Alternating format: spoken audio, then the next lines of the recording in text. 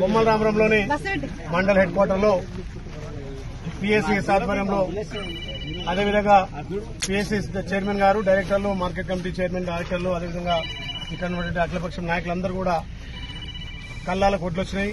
ఈ ప్రభుత్వం ప్రజాప్రభుత్వం ముందు ఆలోచనతోటే ఏ రైతు కూడా పండించిన పంటను బయట దళారులకు గాని మిల్లర్లకు అమ్ముకోవద్దు.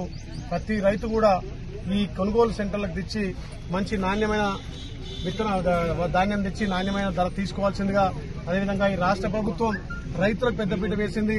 రైతు పండించిన ప్రతి గింజను కూడా చివరి గింజ వరకు కొనే విధంగా రైతుకి ఎక్కడ ఇబ్బంది లేకుండా ఈ సంవత్సరం ఎక్కువ ఇంకా ఐకేపీ సెంటర్లు మా మహిళలకు 50% కూడా వాళ్ళకు సెంటర్లు కేటాయించి మహిళలకు 50%, అదేవిధంగా పిఎస్సి ఆధ్వర్యంలో కూడా కొనుగోలు సెంటర్లు వేగవంతం చేసినాం.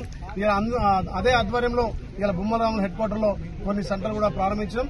ఏ రైతు కూడా దళారులతోటి మోసపోవద్దు. మంచి నాణ్యమైన వడ్లు ఇచ్చి మంచి ధర తీసుకోవాలి. గతంలో నెలకు 2 నెలలకు వేసినా కానీ ఇప్పుడు ధాన్యం అమ్మిన 3 రోజులకే వాళ్ళ ఖాతాలలో జమ చేసే విధంగా ప్రభుత్వం నిర్ణయం తీసుకుంది. కాబట్టి ఈ ప్రభుత్వం సన్నోట్లను ప్రోత్సహిస్తుంది.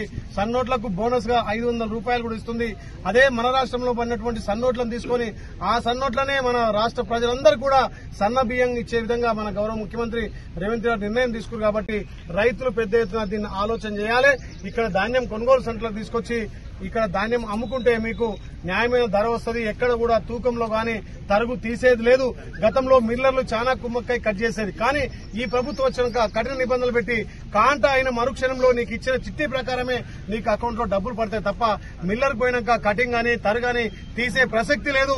కాంట అయిన మరుక్షణమే నీ ఖాతాలో డబ్బులు పడే విధంగా ఈ ప్రభుత్వం ఆలోచన చేస్తుంది. కాబట్టి రైతులంతా కూడా గమనించి ఎక్కడ కూడా మోసపోవద్దు, మిల్లర్లకు గాని దళాలకు అమ్ముడు పోవద్దని చెప్పి ఇవాళ పిఎస్ సెంటర్లు ఐకేపీ సెంటర్ ప్రారంభించడం జరిగింది.